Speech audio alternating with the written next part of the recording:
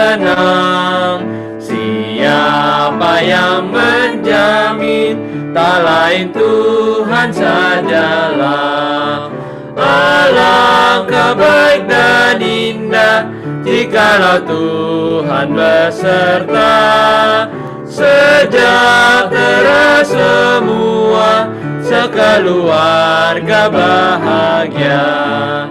Betapalah mesranya ayah dan ibu contohnya. Semua anak-anak ikut teladan tindaknya. Alangkah baik dan indah jikalau Tuhan beserta. Sejahtera semua, sekeluarga bahagia.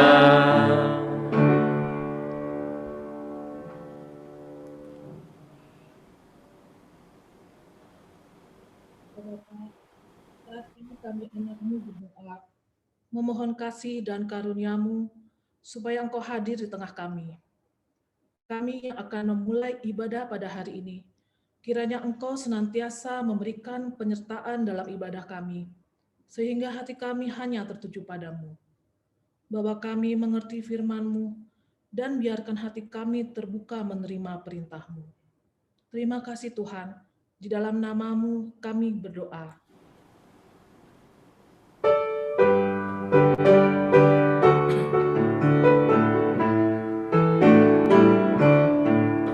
Di dalam kesusahan kami berdoa tak segan, pun dalam kesenangan ucapan syukur bergema.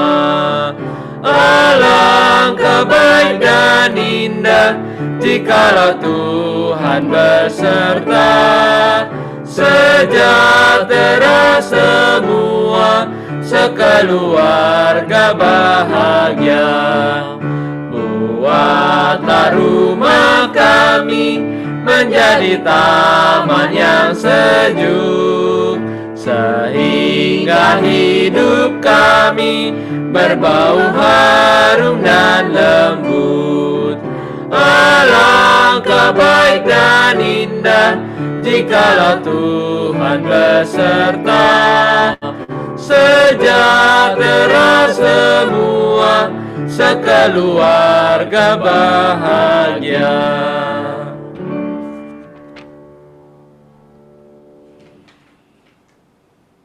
Umat Tuhan yang terkasih, Tuhan hadir dalam tangisan dan keluhan kita, agar kita dapat mengubah air mata duka menjadi sukacita.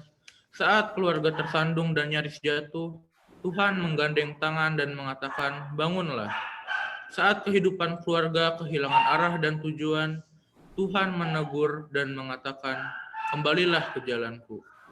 Saat damai sejahtera jauh dari kehidupan keluarga, Tuhan menyapa dengan suara, alamilah damai sejahtera. Dia Allah yang merangkul kita. Dekapan kasih-Nya menjadikan kita memiliki pengharapan. Rengkuhan Tuhan atas kelemahan kita menjadikan kita mampu melihat kasih Allah yang besar. Mari kita rayakan kebersamaan sebagai keluarga dengan merayakan pemeliharaan Tuhan yang tidak pernah berkesudahan, sehingga dengan penuh sukacita kita mengirungkan pujian keluarga hidup indah.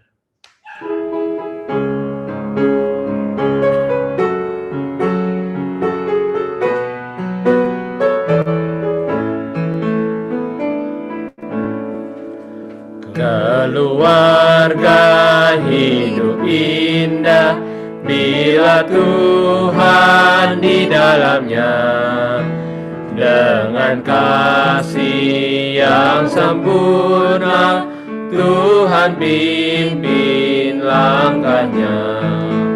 Terima kasih padamu Tuhan, Kau bimbing kami selamanya.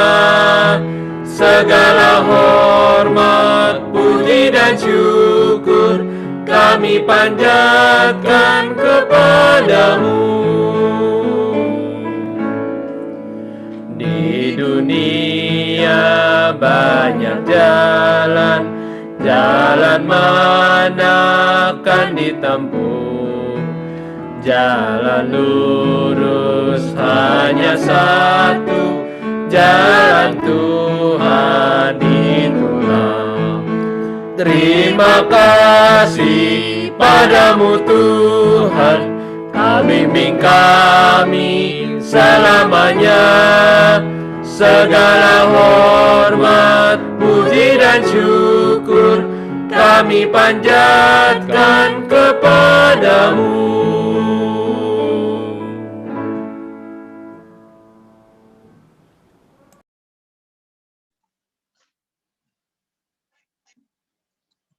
Mari Bapak Ibu sebelum kita membaca firman Tuhan, kita berdoa.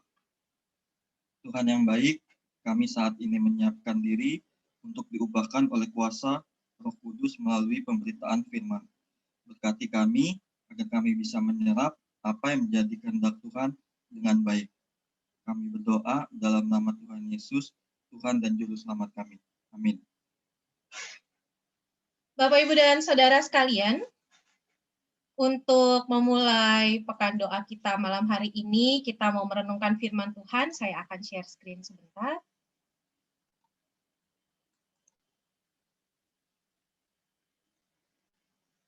Apakah sudah terlihat, Bapak Ibu? Sudah, Ibu.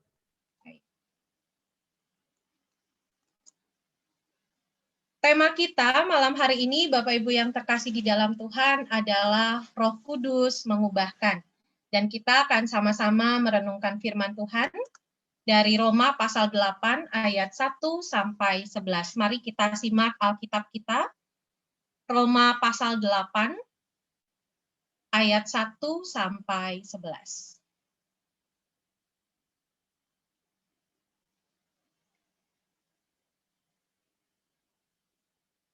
Saya akan bacakan bagi kita sekalian, kiranya kita bisa menyimak bagian Alkitab ini. Roma pasal 8 ayat 1 sampai 11, di bawah judul Hidup oleh Roh. Demikianlah sekarang tidak ada penghukuman bagi mereka yang ada di dalam Kristus Yesus. Roh yang memberi hidup telah memerdekakan kamu dalam Kristus dari hukum dosa dan hukum maut.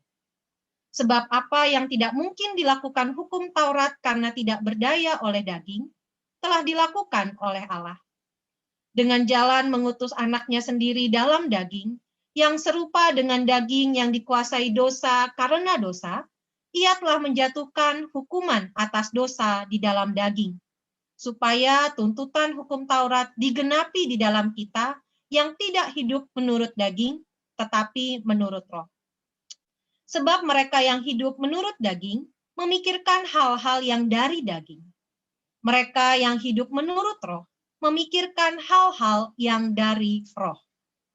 Karena keinginan daging adalah maut, tetapi keinginan Roh adalah hidup dan damai sejahtera. Sebab keinginan daging adalah perseteruan terhadap Allah, karena ia tidak takluk kepada hukum Allah. Hal ini memang tidak mungkin baginya.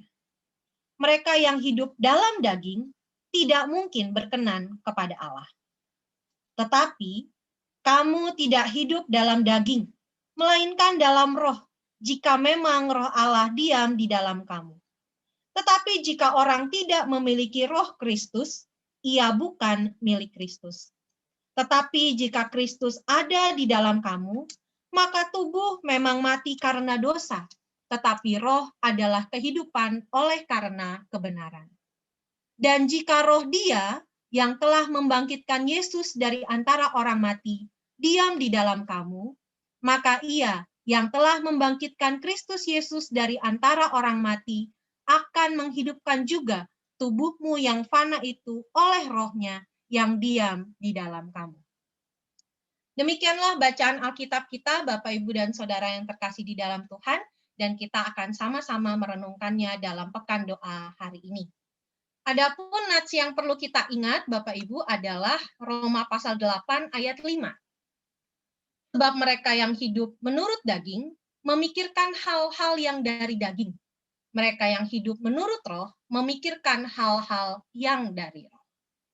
Semoga ini juga bisa terus kita ingat, karena Bapak, Ibu, dan Saudara yang terkasih di dalam Tuhan, ada orang yang mengatakan bahwa manusia itu terdiri dari tubuh, jiwa, dan roh. Itu yang ada dalam diri kita. Ada yang mengatakan lebih dari itu, ada berbagai aspek yang ada dalam kehidupan kita. Tapi yang umumnya atau yang saat ini terhubung dengan bacaan kita adalah bahwa manusia terdiri dari tubuh, jiwa, dan roh. Dan pada masa itu, Bapak, Ibu, dan Saudara sekalian, ada pemahaman bahwa tubuh itu akan mati dan membusuk. Tetapi jiwa dan roh itu kekal dan kemudian kembali ke asal. Dan bahkan juga ada yang mengatakan tubuh itu dianggap sesuatu yang kotor karena ia selalu menghendaki yang jahat. Pada masa itu, pada masa Rasul Paulus menulis kepada jemaat di Roma, berkembang sebuah pemahaman bahwa tubuh itu seperti penjara bagi jiwa. Tubuh adalah hal yang jahat. Tubuh selalu menghendaki yang jahat sehingga orang berlomba-lomba untuk melakukan apa yang bisa membuat dia lepas dari tubuh itu. Ada berbagai macam cara untuk bisa melepaskan diri dari tubuh yang jahat. Salah satunya adalah dengan melakukan perbuatan baik. Tetapi kalau misalnya kita masih berpikir dengan cara yang sama bahwa tubuh itu adalah sesuatu yang kotor, sesuatu yang jahat, sesuatu yang tidak baik, maka kita sedang mengingkari siapa pencipta tubuh kita. Bukankah di dalam Kejadian pasal 1, Tuhan menciptakan kita segambar dan serupa dengannya. Kita adalah gambar dan rupa Allah, atau dalam bahasa Latinnya, imago Dei, gambaran Allah. Dan kalau misalnya kita meyakini bahwa kita adalah gambaran Allah, maka seluruh keberadaan diri kita, tubuh kita termasuk di dalamnya, adalah karya Allah yang luar biasa. Sehingga tidak mungkin kita melihat bahwa tubuh kita ini jahat, karena Tuhan yang menciptakannya. Maka dari itu Rasul Paulus menekankan ada pembedaan antara bagaimana kita memahami tubuh dan kedagingan. Tubuh sebenarnya menjadi sarana untuk kita melakukan kehendak Tuhan. Apa yang baik bisa dinyatakan lewat perbuatan-perbuatan kita. Contoh, kalau tadi kita menyanyi memuji Tuhan, pasti dengan mulut. Lalu kemudian kita mengatur nafas kita. Nah, kalau kita tidak punya tubuh, bagaimana kita bisa bernyanyi? Kalau kita ingin melakukan kebaikan, memberikan sesuatu atau bersedekah kepada orang, tetapi kalau kita tidak memiliki tangan dan jari-jari ini, bagaimana caranya kita memberi? Kalau kita mau melakukan sesuatu, bagaimana caranya kalau kita tidak memiliki tubuh? Itu artinya tubuh kita dalam pemahaman Kristen semuanya adalah baik. Sebagaimana yang Tuhan ciptakan sejak awal. Segala sesuatu dilihat baik oleh Allah, termasuk juga tubuh kita. Maka dari itu sebenarnya satu-satunya penghalang kita adalah dosa. Bukan tubuh, bukan yang lain, melainkan dosa kita. Maka dari itu, Bapak, Ibu, dan Saudara sekalian, Rasul Paulus kemudian membedakan antara daging dan roh. Rasul Paulus tidak menyebutkan tubuh, tetapi daging dan roh. Apa itu daging? Daging adalah sebuah hal yang menyenangkan diri tetapi tidak disukai Tuhan. Daging bukan seperti daging ayam, ikan, babi, atau sapi yang biasa kita makan. Tetapi hal-hal yang menyenangkan diri kita, memuaskan ego kita, namun tidak disukai oleh Tuhan. Sementara hal yang berkaitan dengan roh adalah seringkali hal yang menyenangkan Tuhan, namun bertentangan dengan keinginan diri kita. Ini yang nampak jelas dalam bacaan kita. Bagaimana Rasul Paulus membedakan antara daging dan roh. Tadi di ayat 5, sebab mereka yang hidup menurut daging memikirkan hal-hal yang dari daging. Mereka yang hidup menurut roh memikirkan hal-hal yang dari roh. Ini yang kemudian Paulus ajak jemaat Roma dan juga kita sekalian untuk bisa membedakan.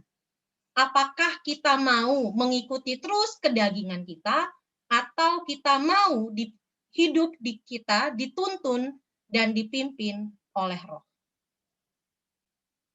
Mari kita lihat kehidupan kita. Bagaimana dengan relasi kita dengan anak kita? Apakah ini yang terjadi? Anak ingin main gadget, lalu kita melihat itu sebagai hal yang tidak baik, lalu kita merebut sedemikian rupa sehingga yang terjadi bukan damai sejahtera, tapi rebut-rebutan gadget, tarik-tarikan gadget. Apakah itu terjadi dalam kehidupan kita?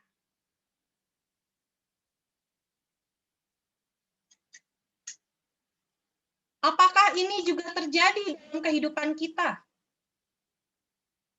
Anak menjadi saksi egoisme orang tua, di mana ayah dan ibunya saling adu argumentasi, sementara sang anak menjadi saksi walaupun sebenarnya dia tidak mau. Apakah ini juga terjadi dalam kehidupan kita?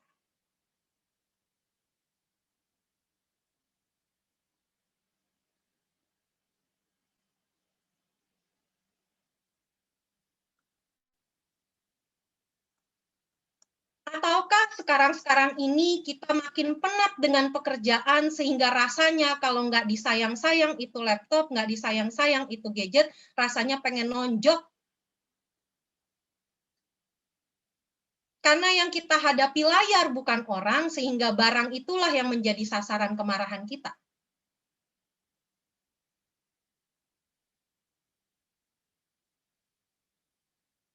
Adakah beban pekerjaan begitu berat sehingga semua apa yang ada di sekitar kita menjadi sasaran amarah kita?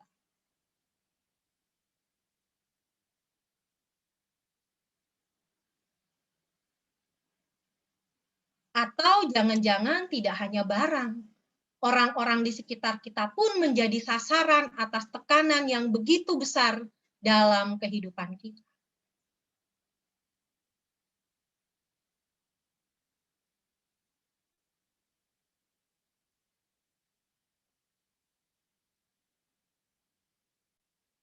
Bagaimana kita menyikapi kehidupan kita sebagai seorang Kristen, seorang yang sudah ditebus oleh darah dan nyawa Kristus, menyikapi tantangan-tantangan yang ada. Apakah dengan serta-merta kita mau mengatakan bahwa tubuh kita ini adalah penjara? Atau dunia ini adalah penjara?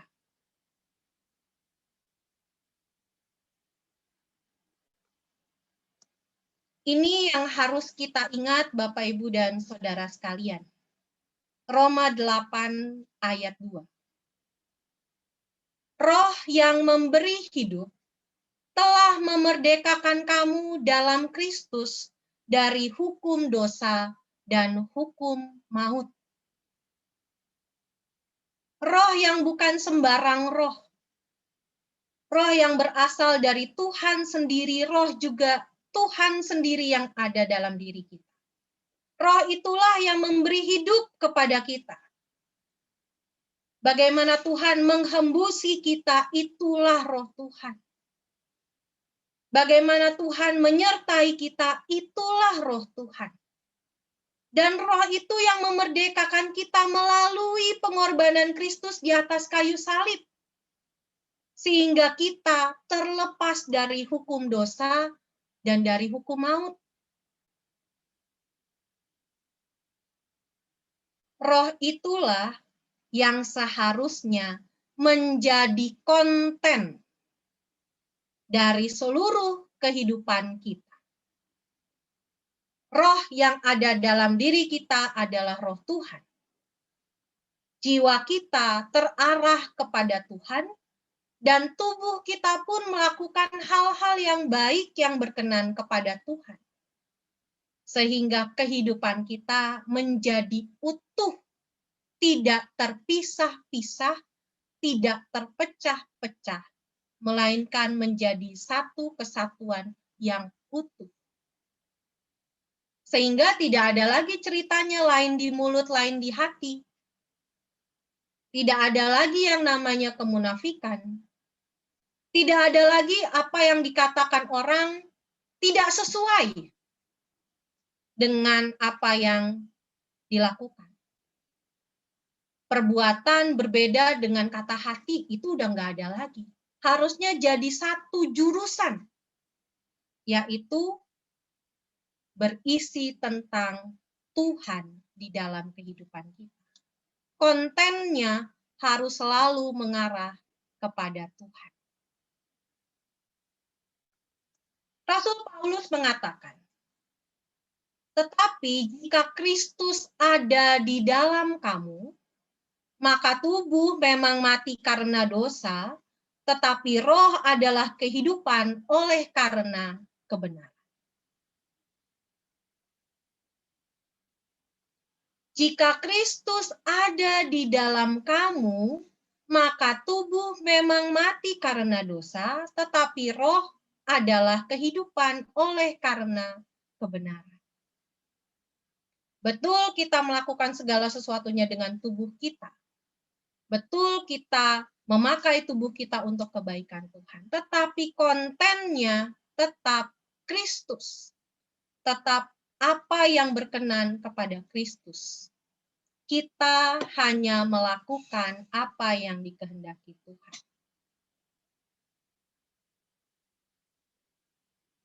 Maka dari itu, Bapak, Ibu, dan Saudara sekalian, ketika kita mengimani bahwa Roh Kudus yang seharusnya mengubahkan seluruh kehidupan kita, membuat diri kita jauh lebih baik, ingatlah Roma 12 ayat 2. Janganlah kamu menjadi serupa dengan dunia ini, tetapi berubahlah oleh pembaruan budimu, sehingga kamu dapat membedakan manakah kehendak Allah, apa yang baik, yang berkenan kepada Allah, dan yang sempurna. Inilah yang perlu terus kita upayakan, apalagi dalam kehidupan kita sebagai keluarga-keluarga Kristen. Melalui kuasa Roh Kudus, kiranya kita semua diubahkan oleh Tuhan dengan luar biasa.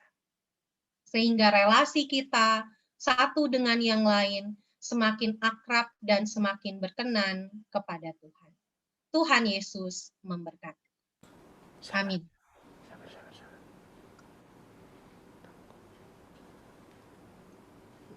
Slide-nya belum muncul.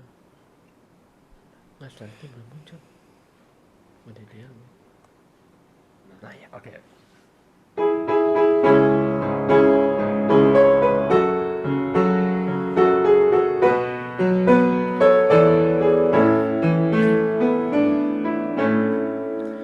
Keluarga hidup indah bila Tuhan pemimpinnya, dalam suka, dalam duka, kita dalam tangannya. Terima kasih padamu Tuhan, Kau bimbing kami selamanya.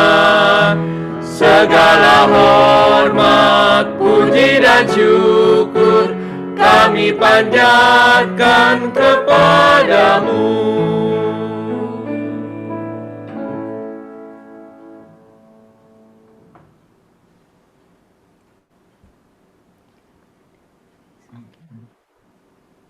Jemaat yang dikasihi Kristus, marilah kita panjatkan doa syafaat kita.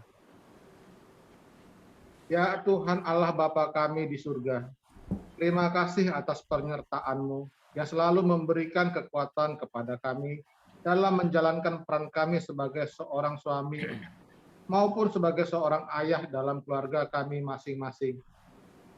Dalam keseharian, kami sadar masih banyak kekurangan. Namun kami yakin dan percaya Engkau menyempurnakan kami. Kami mohon kiranya berikan kami kekuatan untuk membimbing keluarga kami masing-masing di jalan-Mu. Berikan kami semangat dalam bekerja. Ajarkan kami terus hidup dalam kehendak-Mu ya Tuhan.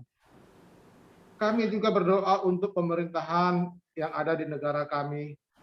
Dari mulai yang tertinggi Presiden, Wakil Presiden, Menteri-Menteri Kabinetnya, serta semua yang Engkau percayakan menjalankan roda pemerintahan kami, negara kami. Berikan kepada mereka hati yang takut akan Engkau. Limpahkan kebijaksanaan dalam setiap pembuatan keputusan. Kiranya Engkau mendengar semua doa dan permohonan yang kami naikkan dalam nama Putra-Mu, Tuhan kami, Yesus Kristus.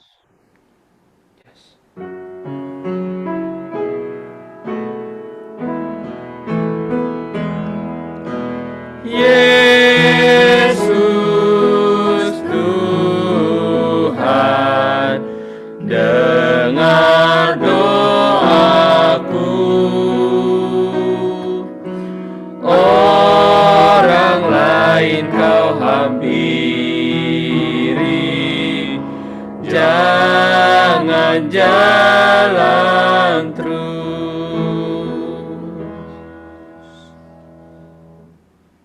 Ya Tuhan kami Yesus Kristus yang sangat baik, terima kasih atas semua yang Tuhan beri untuk keluarga kami.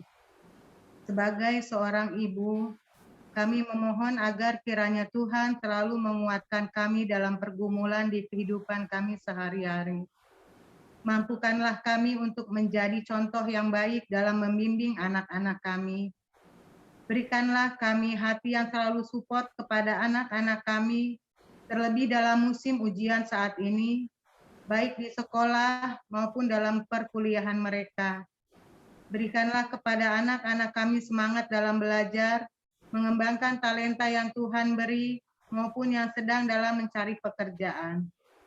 Tuhan jaga anak-anak kami dalam pergaulannya yang baik, dan semakin dewasa dalam iman kepadamu. Kami juga berdoa untuk anggota keluarga, sanak famili yang terkena COVID, Engkau yang menyembuhkan dan memberikan kekuatan pada kami. Juga untuk para medis yang merawat mereka, Tuhan memberikan kesabaran, kekuatan, dan kemampuan untuk memberikan yang terbaik. Kami yakin dan percaya dapat melewati masa pandemik ini dengan penyertaan-Mu, Tuhan. Inilah doa dan kerinduan kami, Tuhan, yang kami alaskan dalam nama Putra-Mu terkasih, Tuhan kami, Yesus Kristus.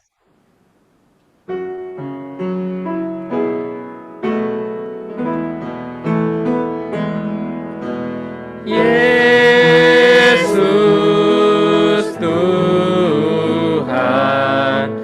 dengar doaku. Orang lain Kau hampiri, jangan jalan terus.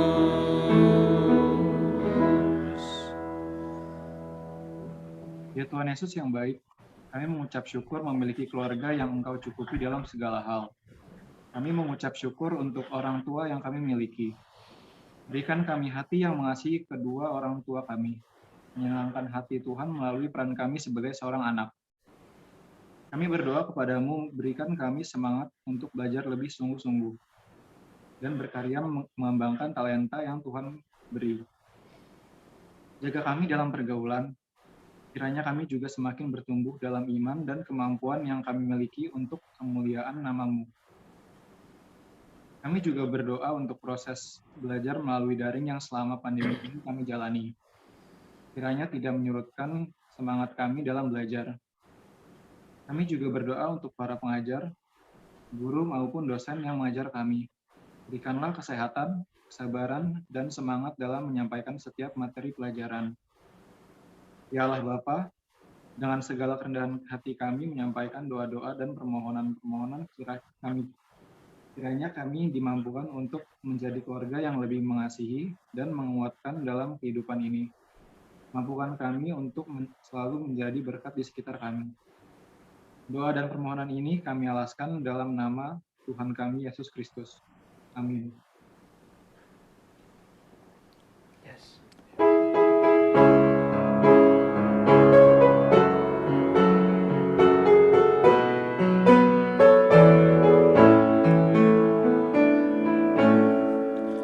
Ya Roh Kudus, bimbing kami agar selalu bersamamu.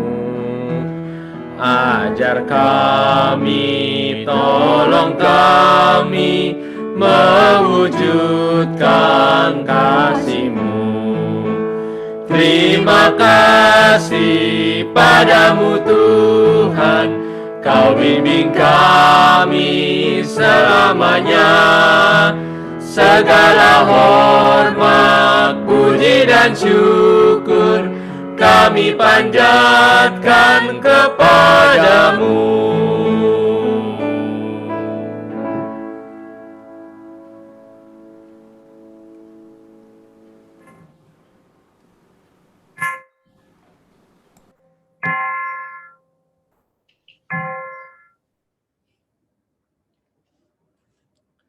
Puji syukur pada Tuhan, kita boleh mengadakan ibadah pekan doa hari kelima. Kiranya ibadah ini berkenan di hadapan Tuhan dan boleh menjadi sukacita bagi kita semua. Bapak, Ibu, dan Saudara yang terkasih, kita akan bertemu kembali di pekan doa hari ke-6, hari Jumat, tanggal 21 Mei 2021. Kami harapkan juga untuk bisa kembali hadir bersama juga dengan keluarga, sahabat, dan rekan-rekan sekalian. Untuk tema ibadah esok hari adalah Roh Kudus sebagai air. Firman Tuhan diambil dari Yohanes 7 ayat 37 sampai 39. Pelayan firman dilayani oleh Bapak Arwan Dongoran. Metode kata kunci, iman, pengharapan, dan kasih. Untuk petugas ibadah, pekan doa hari ke-6 akan dilayani oleh liturgos Ibu Rina Bako dari Giri Loka, musik dan PNG dari Ibu Dina Visi Sitopu, anak Clarissa Beleska Hareva, anak Carlo Hareva dari Nusa Loka. Pendoa syafaat dilayani oleh Bapak Thompson Situmorang dan Ibu Purnamawati Hasugian dari Pagedangan. Kiranya Tuhan Yesus memberkati kita semua.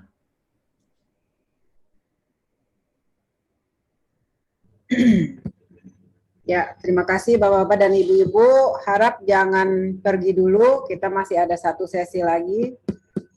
Sebelumnya saya mengucapkan banyak-banyak terima kasih kepada Bapak dan Ibu, saudara-saudara sekalian yang sudah hadir bersama-sama dengan kami, terutama untuk petugas hari ini kepada Ibu Pendeta Manda Dandel dan Bapak. Terima kasih banyak Ibu atas pelayanannya, sangat menyentuh.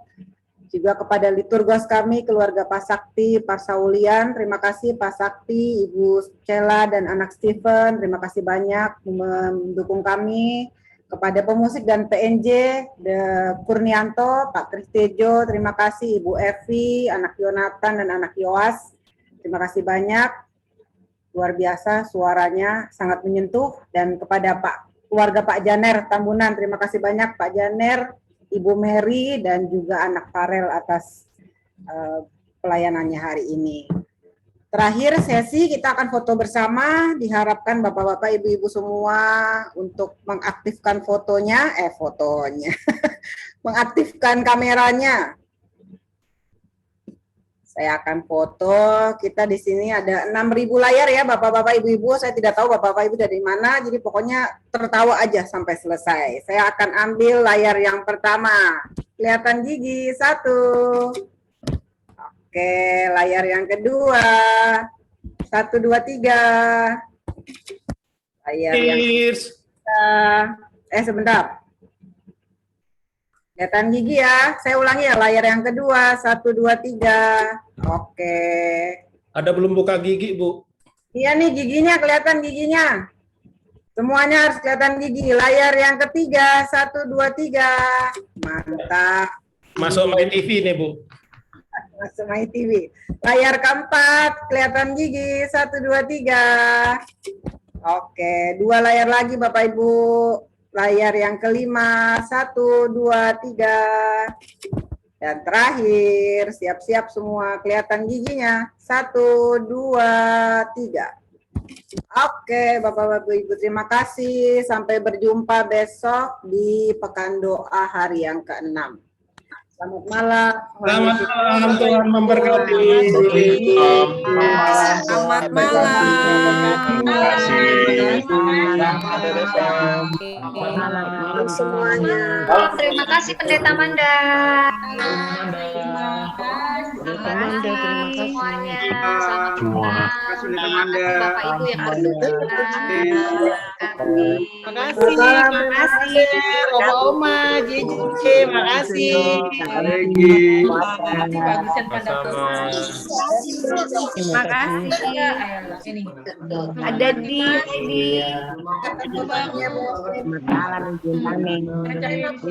Gregi, terima kasih sudah menemani Pendeta Manda. Jadi kasih pantun Pak Adi. Pak Adi kasih pantun, Pak Adi. terima kasih sudah menemani papanya. Gaby Putri ya, temani bapaknya. Ada Dina, mana Max? Terima kasih Bapak Ibu semuanya. Terima kasih Bapak. Terima kasih Bu. Selamat malam. Berkati. Keluarga Pak Kris, Bu Evi, Terima kasih Max. Pantunnya ini ke Manda. Manda. Oh, Bapak Ibu. Pantunnya. Pak Adi kasih pantun. Pantun. Coba dia pantun. Ayo Max. Pelindungan ke Ciamis. Cakep. Cakep. Iya, waktunya sudah habis. Oke, cakep. God bless you. Mantap memang. Kayaknya seru ya, Pekan Doa mestinya nggak boleh sepekan ya. Mesti lama, karena senang banget bisa ketemu, saling menyapa. Temu kangen ya. Temu kangen. Nanti panitia diperpanjang sampai tahun depan. Pak Henry ya. 2 tahun benar Pak. Henry siap. Waduh. Siap depan. Jujur nanti, Bu. Masih malam Pak Henry. Terima kasih, Pak Freddy. Koleang, terima kasih. Terima kasih. Edi, sama-sama. Jengki. Iya. Terima kasih. Mau Priscila, makasih. Kak Ade, makasih Kak Ade. Budina.